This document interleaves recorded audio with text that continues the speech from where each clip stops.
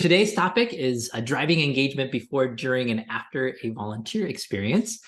So for those of you that don't know me, right, well, I guess we'll set the stage a little bit more. But we're going to do introductions first for myself and Aaron. But then we're going to talk about ways to engage your volunteers before an event, during the event itself, and then afterwards. And of course, stay all the way till the end, and we're going to share a number of freebies with everyone like we usually do. And so make sure you stay tuned until the very end.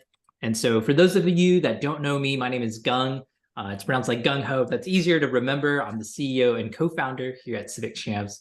You can see a bunch of information about me on the side here. But my passion has been in technology, in startups, launching new ventures, and super excited to be able to launch Civic Champs. And this is the first time you've been on a Civic Champs webinar. We are a volunteer management software platform. We are a certified benefit corporation. And so our mission is to create the most impactful and intuitive volunteer management software for nonprofits and your champions. And so that's me. But more importantly, I wanted to introduce Aaron, who's both the CEO and co-founder of Kudo Boards, also a friend.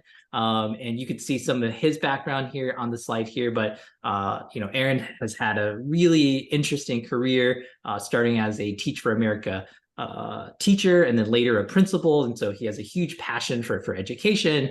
And we met during school as well. And now he is the founder of Kudo Board, which is this fantastic tool. If you haven't checked it out, I know I've touted it on other webinars that we've had in the past, but it's just a way to show gratitude to your volunteers or other folks in your life, right? But I'll let Aaron talk more about that as we get going. The thing that we're going to try a little bit different today is, I always think it's really fascinating to hear about people's founding stories, where they came from, why they're doing the thing that they're doing today. And so, Aaron, if you don't mind indulging in that a little bit, if you want to just tell a little bit about your backstory.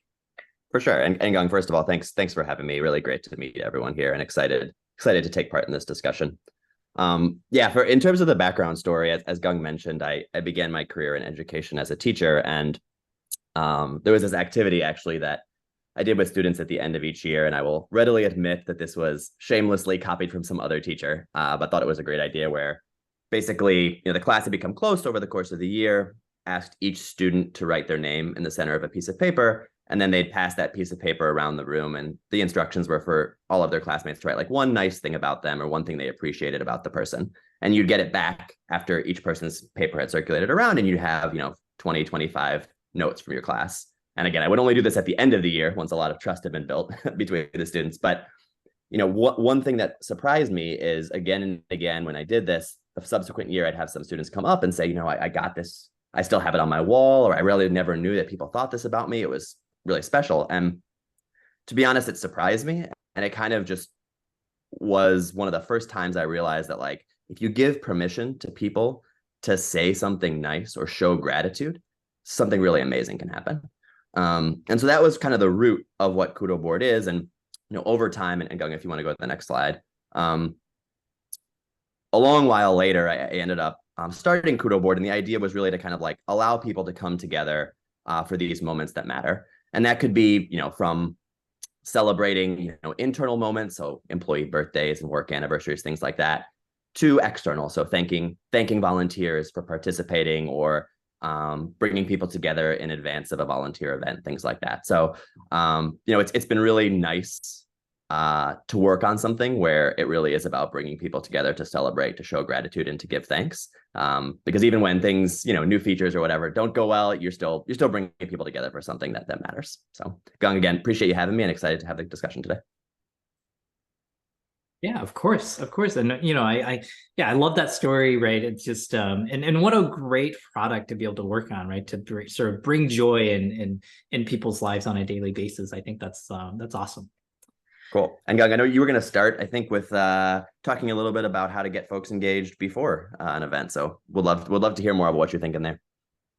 Yeah. So in terms of engagement before, we have, what I would say sort of 5 things that we'll talk about today, right? And so first is just table stakes, right? And this is probably less exciting, but just maybe some checklist items that in case people find this helpful. And again, I guess I didn't mention that at the beginning, but if anyone has questions, right, feel free to put those in chat. We'll try to catch them as we go along, but also we'll circle back to any that we miss all the way at the end. We'll also be sharing the slides and recording here, and so no need to take copious amounts of notes unless that's the way you process.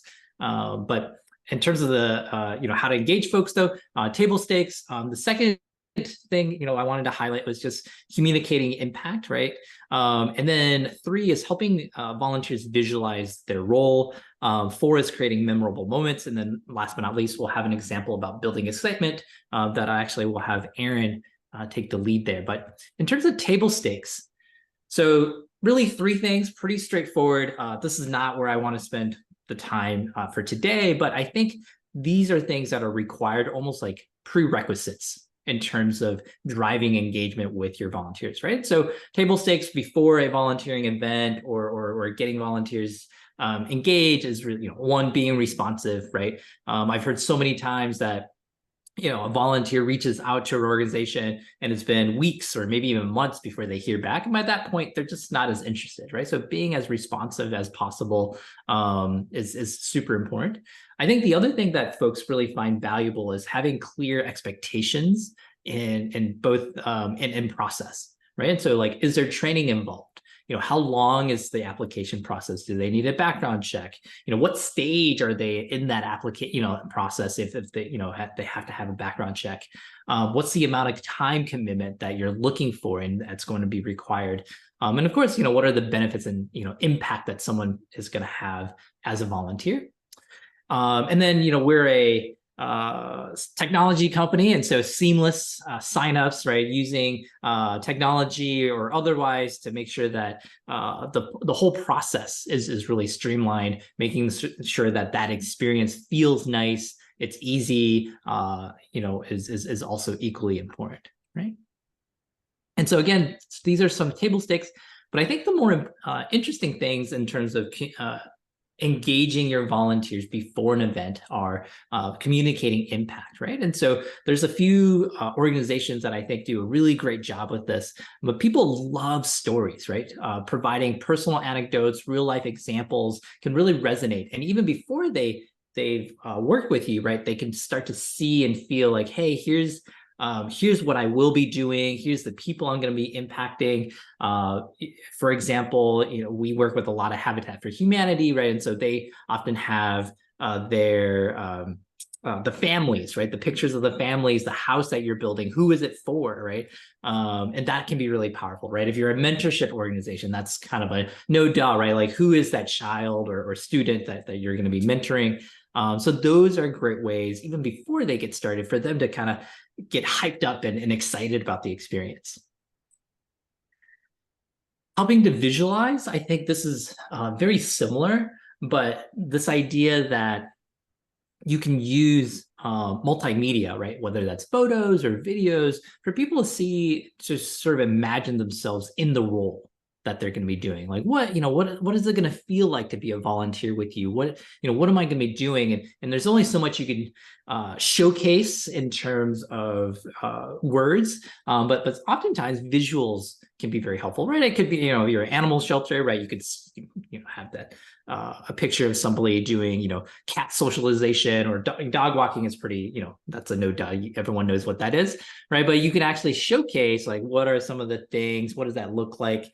And so an example of this, I love habitats, right? But you could see this is a video that Habitat Bowling Green put together, and then I think this does a really nice job. You could start to see yourself in this environment, right? Like, oh, it's going to be a construction site, and here's some people hammering, to create a frame, or like they're doing certain activities, right? Like, you can really visualize what being a volunteer entails and looks like or feels like if you're going to join this organization. I think that's really great.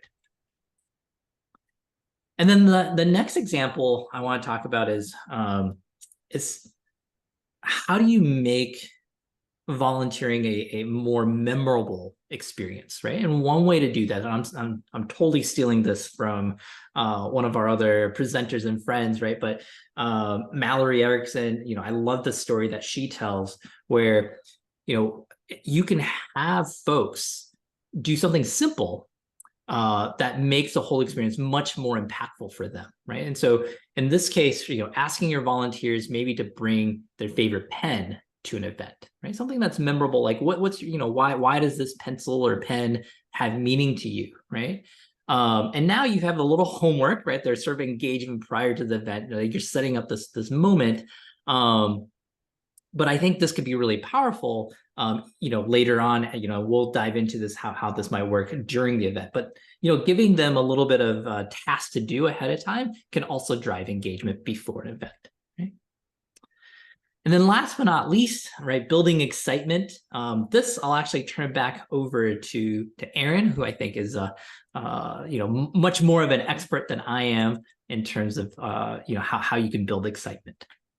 Awesome. And Gung, thanks for sharing those first points. I know in the beginning when you were going through the table stake stuff, you moved pretty quickly, but I definitely have to say, as someone who obviously is a volunteer, but also works with lots of organizations that have volunteers, I do think that just having that set up front in a way that's smooth, that's seamless, that feels good, and it's not something the volunteer has to think about, lets you really amplify some of these other things. So like creating these connections and things like that. So in terms of, this point around building excitement, I think of this more as the cherry on top. So, this isn't something you necessarily have to do, but I think if you can really get folks amped up and excited beforehand, it can make a big difference. And oftentimes the way I see organizations, particularly that work with Kudo Board, do this is, they actually look to learn a little bit about what motivates volunteers to participate in their activity and really allow them not just to share that with the organization, but also to make connections with each other around those topics. And so, Gung, if you want to go to the next slide, maybe I'll go ahead and share my screen. And just again, there's a lot of different ways to do this, but I'll talk through, this is a board that one of our customers, the Jimmy Fund, made public. And I can kind of talk through a little bit about how they used it here. So I'll share my screen. And for context, this particular board was created. This organization has, a group of fundraisers, and they wanted to let people basically share their story about why they fundraise for the Jimmy Fund. And so this let people over a period of time essentially add their stories to why they got involved with the organization, why they care about the organization, post pictures, videos, messages, things like that, which is, again, just a really nice way to get people to share their story, but also to really understand a little bit more the other volunteers that are coming in when they get to see them. So it's not just that you're sharing your own story, but you actually get to see other folks when you're adding your own post. And that kind of happens before the event, but one nice thing and one way to kind of build some continuity is you can actually kind of take that content with Kudo Board and essentially play it as a slideshow even during the event. So if you have one of these, if you have like a TV screen or even a laptop that's just sitting there, you can have it playing this as a slideshow, the different things people are adding. So you can see that, and you can even have a QR code showing, so people right with their phone can scan it and even add their own personal story about what motivates them, why do they volunteer, what brings them. So again, it's just being able to create these connections, have people share their story, and go from before to during an event can be a really powerful way to get people amped up. And Gung, maybe I want to pass it back over to you because I know you had a bunch of other thoughts in terms of keeping that engagement and excitement going during an event. No, of course. I mean, actually, I think this interactive piece is so cool. I've never seen this before, right? This ability to essentially engage in the moment, right? In terms of adding your little piece and then seeing it come back on the screen, that's just a cool experience, I think, generally. It reminds me actually a little bit of, I have 2 boys, 4 and 9, and we went to a museum recently, and it allowed you to draw like a dinosaur, color it in, and then, you can scan it and their dinosaur shows up on screen. They loved it, right? And it reminds me this is very similar, right? What a neat way to get people excited and make them feel important, right? One of the questions that came in actually, Aaron, is, how do you allow volunteers to make connections in an organization where the roles are virtual, independent, and nationally spread out? What do you think? That's a great question. Let me give that a little bit of thought, Gang. I mean, I think, Kudo as an example, we're a fully remote organization. I think we're in 12 or 13 states now with folks all spread out. So there's a lot. This is a question I oftentimes ask myself, less so with volunteers, but sort of internally, of like, how do we get people to connect? And I think, the nice thing is when you're coming together for a common cause, whether it's, in our case, work or a volunteer mission, you already have something really powerful in common. So I think the question is, how do you get people to sort of share that element of themselves, why that thing is important, what they're, to basically connect around that common cause, because they have that in common. And to me, that spans beyond being in person or virtual. That's kind of universal. And I think that can be powerful. But in terms of specific ways to do it, it's probably going to depend on, the different activities you're setting up, if you're doing kind of like remote things to connect people or not, or if it's all kind of asynchronous through email, it's going to depend. But yeah, no, absolutely. And, I thought, given Kudo board is also virtual, right? So a tool like that can be quite helpful in those settings, I think. Yeah. And curious, Gung, if you have any takes on that in terms of creating that connection when it is folks spread out. Yeah, I mean, we're also, Civic Champs itself is virtual. Some of our customers are definitely more remote or virtual. COVID forced a lot of people, right, to take on that sort of position. I don't know if I have anything super. I think Zoom is very helpful, right? If there's a meet and greet or get to know each other prior to an event can be interesting, right? Depending on time commitment from folks, right? That could be a way, as part of training, right? If you have a training session to, spend a little bit time of, getting to know each other, getting to know your, the not just like the mission and impact, but, give people the opportunity to voice, why is it that they are there, right? Or if we go back to taking the example, right, of, bringing something that's important to them and sharing that, right? Like that doesn't have to be in person necessarily, right? You can certainly do that virtually as well.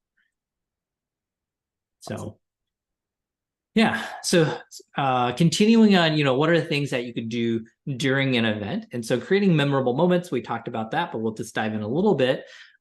Taking videos and testimonials during an event could be really interesting too. Make it fun. I'll talk more about what we mean by that. And then last but not least, sort of collecting micro donations or engaging them in a different way here. And so building on this idea of sort of this, bring your pen. Actually, what I love for folks to do is in chat, if you don't mind thinking about your organization, right? Maybe what's something that you think you could do, right? And so maybe if you're a food pantry, it could be like bring your favorite canned good and why.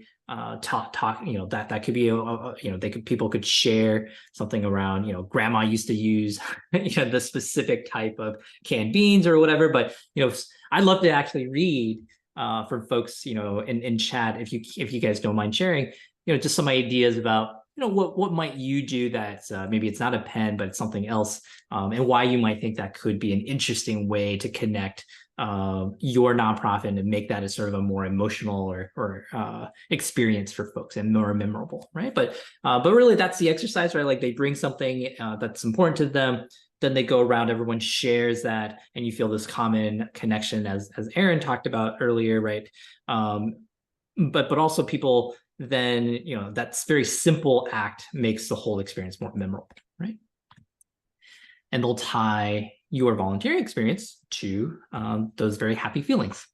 The other thing that we've seen, and we had a webinar a couple weeks ago with our friends at Memory Fox, which is this idea that you can, even during a volunteering event, instead of just thinking about taking a couple pictures for social media or whatnot, but it could be really powerful to have videos or testimonials, just like getting people as they're working or doing the volunteering to share some comments like, why are they there, right? And it's not just for marketing, but really, I found that if you give people a chance to share and to have a voice, right, that can be super powerful, right? And Wendy, I see, thanks for sharing, right, at Mittens at Detroit, new mittens and gloves. So actually, let's say whether they wear mittens or gloves or glittens. Right. I love that. Yeah. And you can imagine, right, maybe there's even a story around the particular mittens or gloves that they're bringing in, right? Maybe they talk about the snowball fights or something like that, right?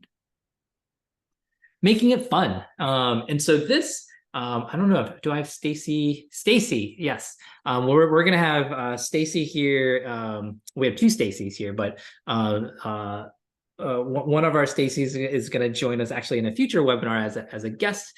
But I'm stealing the story. I told her yesterday I was going to steal it because I loved it. But basically, even while you're volunteering, there might be ways, right, like safety first, but there might be ways to make the experience more fun and interesting. And so she had this great story where she had a number of students come in as volunteers. And a game she came up with was just like a simple game of telephone, right? So as they're making, I believe there were kits, right? They're packaging kits for, as their volunteering activity, but they also simultaneously played a little short game of telephone, right? Like, and that just makes it more fun and interesting, right? And engages the volunteers in a way that's like, oh yeah, this is like something very enjoyable in addition to just the act of volunteering. So I love that story. So I thought I'd steal it. And I'm sure there's lots of other examples, right? And so you can certainly, think of other ways, like for your organization, what might make sense. And Esther, I see for Friendship Circle of Houston, you would ask for a picture with a friend and why that friendship is. Wow, yeah, that's perfect, right? Tying it back into why, into your mission, right? I love it. All right. And then last but not least, another way to engage volunteers is if you know someone had a really great experience, right? They're really energized, they're motivated, they're inspired by your mission. Your development teams may thank you for this too, right? Which is that might be a really good moment while you're still top of mind to get someone new to perhaps further their support with a small dollar donation, which we call micro donations, right? And so oftentimes people are happy, right? It's sort of someone voiced it to me to say, hey, if it can feel kind of like a tip, that's a great way to think about it, right? And so you want to keep the amount pretty small. And so one example with Civic Champs, right, how you might do this, right? This is our app, right? And so just showing you an example of how this might work, right? This is someone checking in, they're checked in for the day, right? They're picking their event, if you will. Now they have a little timer. And so at the end, right, when they check out for the day, they can sort of share their reflections or feedback with you. And they say, hey, if they say they had a really great experience, right? You can, through, for example, an app, ask for this small dollar donation, right? This is just another way to engage them as a volunteer, right? And then I think that's really cool, Gung. I didn't know that, and maybe it's been around for a while and I didn't realize it, but I didn't actually know you all did micro donations. That's super cool. Oh, yeah. Thank you. Yeah, thank you. Aaron is unpaid by us. No, no. I think it's a pretty neat little function that we offer as well. So I appreciate that. Actually, and then this is perfect. And then this is actually where I first thought of Aaron as our guest for today. Is I knew Kudo boards largely for their ability to share gratitude, right? And I thought, and actually at our local United Way, we used Kudo board to say thanks to across the community. Actually, we had people sort of essentially post about a volunteer or an organization that they wanted to give a shout out to, and so it's this like sort of community shout out board, and it was really neat, right? And so I thought, here's somebody that's built an entire business around sharing gratitude. And so, yeah, Aaron, I'll actually turn this back over to you in terms of, what are some best practices that you've seen in terms of engaging volunteers after an event? Yeah, no, I appreciate that, Gang. The things that we hear from our customers in terms of how they use Kudo board and what tends to work well, I think, first and foremost, and this isn't going to come as a surprise to anyone in the room here, but sort of timeliness is of the essence.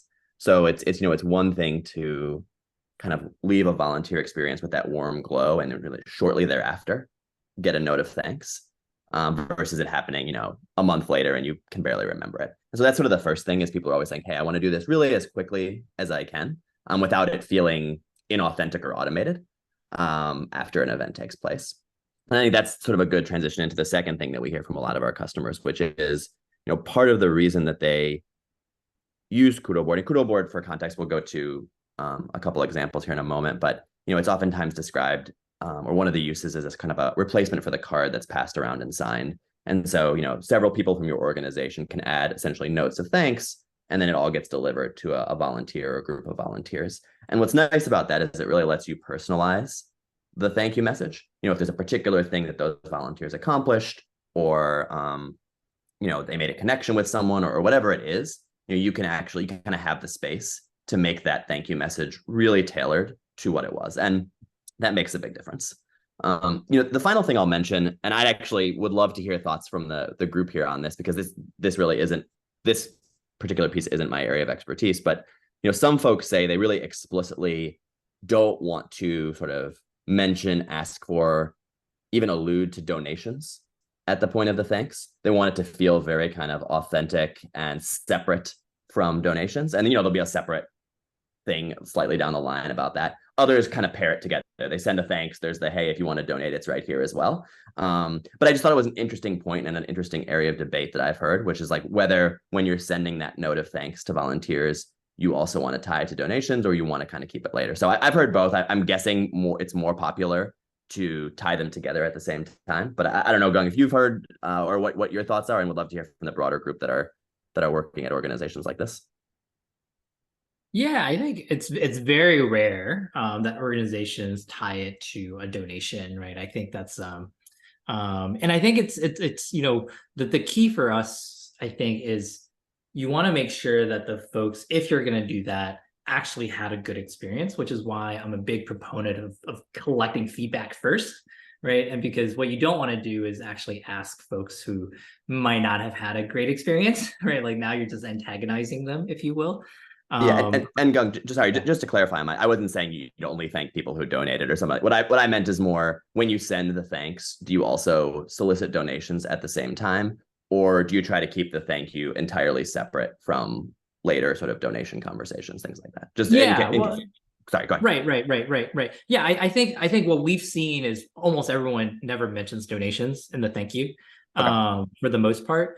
And I think that's not a terrible thing. I would encourage more folks to ask, actually, because the number one reason people don't, volunteers don't donate is because they were never asked. But my point was more the that you want to make sure if you are going to ask, like, to ask only the people that had a good experience with you, right? Actually, one of the things that could be really interesting, I'd love to get a sense, just like from the group, is I'll put together sort of a quick poll here, right? But would love to understand if folks actually, what do you do today? Like, do you actually send a thank you to your volunteers after an event, or is it an automated, personalized, sometimes never? What do folks do today? And this might give Aaron and I a little bit more context as well. Okay, awesome. A good mix here for sure, which is great. Yeah, we'll give folks just a couple more seconds to put in the response, but it looks like we might end up on a three-way tie here. So, oh no, the yeses are pulling ahead slightly. So we have 43%. Looks like I'm not sure if everyone can see the poll. I might have to end it. Share results. Yeah, so here's the results. Yeah, 43% do a personalized thank you, which is awesome.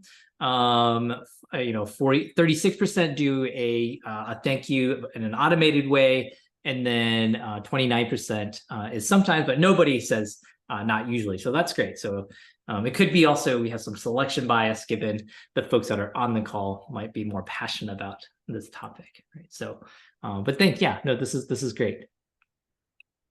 But yeah, Aaron, I'll sort of hand it back to you to share a little bit more. Yeah, absolutely. So I'm going to share my screen for a second, Gang. Let me do this. And, I think what someone mentioned in a comment, it can be tough to do a personalized, I think it was Morgan that mentioned it was tough. It can be tough to do a personalized message, especially if you have, thousands and thousands of volunteers every year. And that makes total sense. One way that we see Kudo board used, and I'll pull up an example here, sometimes it's about, this is an organization that sort of publicly thanks volunteers in a couple of different ways, but sometimes they'll have like volunteer, like kind of VIP, like volunteer winners, maybe people who have like volunteered again and again, or just have kind of gone above and beyond, or they'll create, and this again is like various staff members posting and then delivering it to them. Others will create like a single board, and I can kind of go here to show it as an example. And then, each post is just thanking and tagging a particular volunteer so they get notified. And understood that like there's a lot of things in the day, and so we try to make it pretty easy. So like if you wanted to thank, let's say a particular volunteer that's been with you for a while or was doing a lot, it's pretty quick and easy to kind of go, thanks, whatever, John Smith, thank you. That's and basically to create the board, and you can obviously like add your custom background, stuff like that, add a little post yourself. And you'll obviously do more exciting stuff than this, but add some content to the board yourself. You can share this link out with a few folks on your team who are involved, and you can send it to one person, but you can also, potentially deliver this to multiple. So you can add, multiple different recipients who volunteered at your event if you wanted to kind of create one that was at least specific to your event, and then send it out to everyone who participated at the same time. So again, it's obviously Kudo boards is one way among many, many, many to thank volunteers. But we do know it's important, but it's also a time suck. And so it's a question of like, how can you make it easy to do while still being impactful?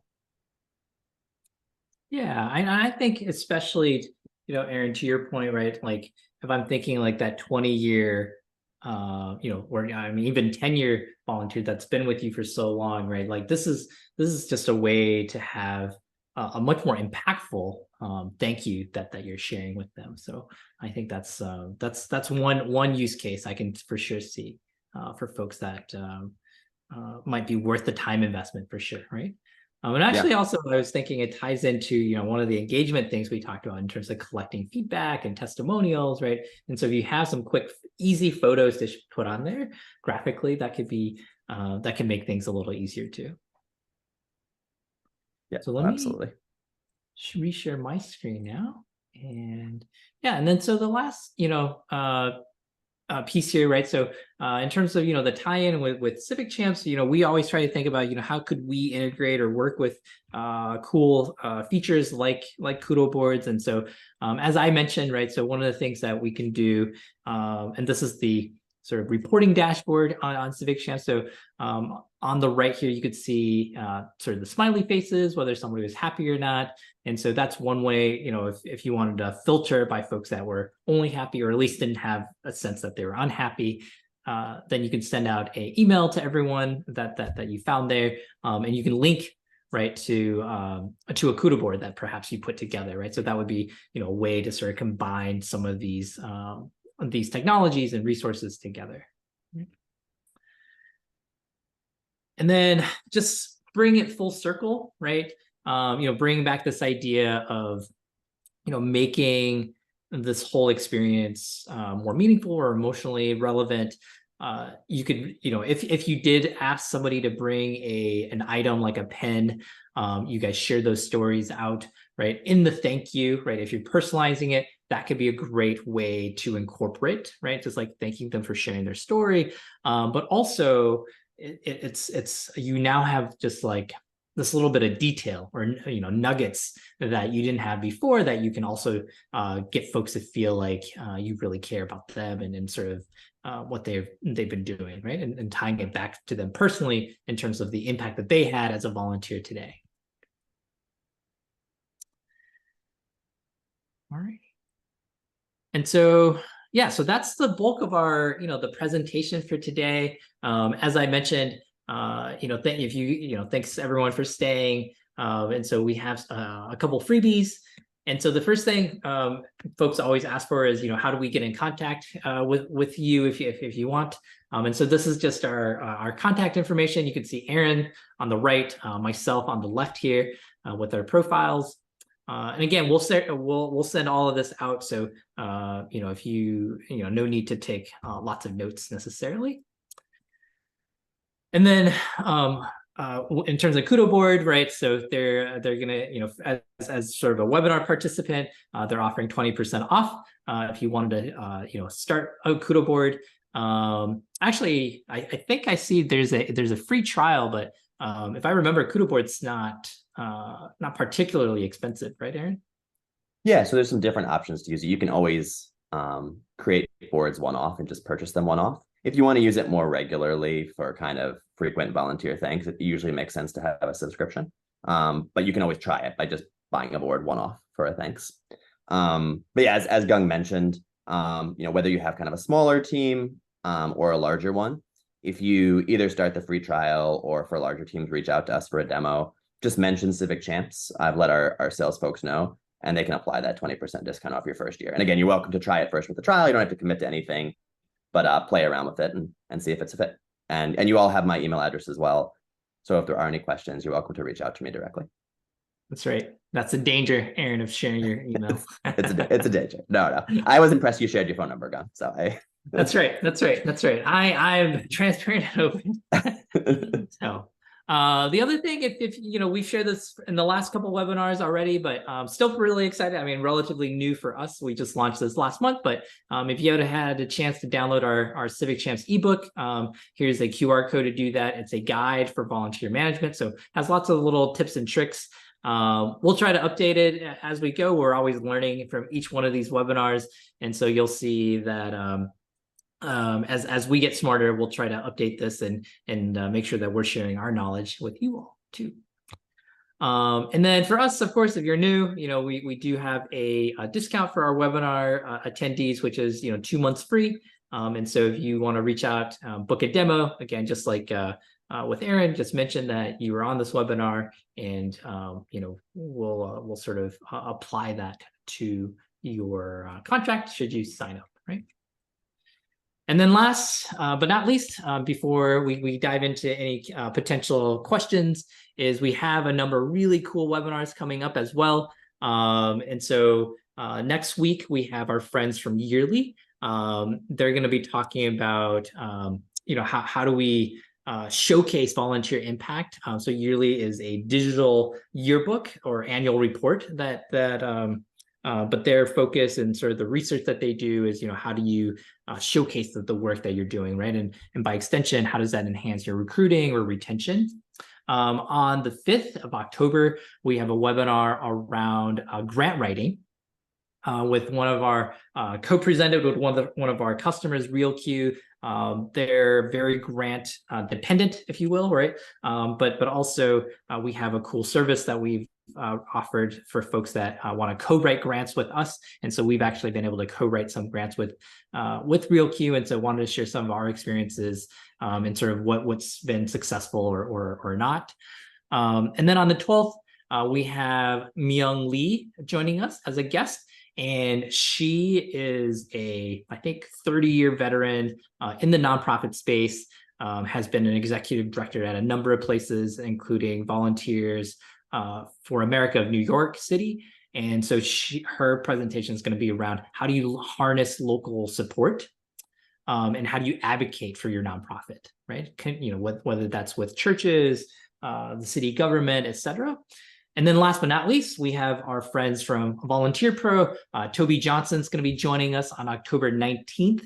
And she's going to be talking about top leadership tips, for new or newish volunteer coordinators. We know there's a lot more new volunteer coordinators that have been joining the sector, which is really exciting. But Toby has a wealth of information, and she just wants to make sure that folks get off on the right foot. And so we're going to be sharing some of those tips for new volunteer coordinators. And again, all our webinars are always at 1 p.m. Eastern on Thursday, so it makes it easy from a scheduling standpoint. With that, we'll turn it over to if any folks have any questions for Aaron or I. And of course, Aaron, thank you so much for joining us as well. Gung, thanks for having me. It's been a pleasure. Yeah, I think it's fascinating always to hear someone else's founding story. And like I said earlier, there's it's so neat to have a business that's all around gratitude and thankfulness, and so that's so cool that Kudo Board exists. So yeah, any questions from folks that during the presentation? I know we addressed a couple questions already.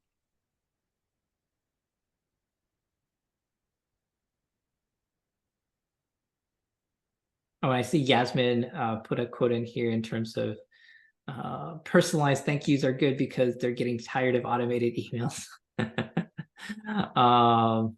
Yeah, no, that makes sense. And then Morgan tried personalizing, but with 6,000 volunteers, that's true.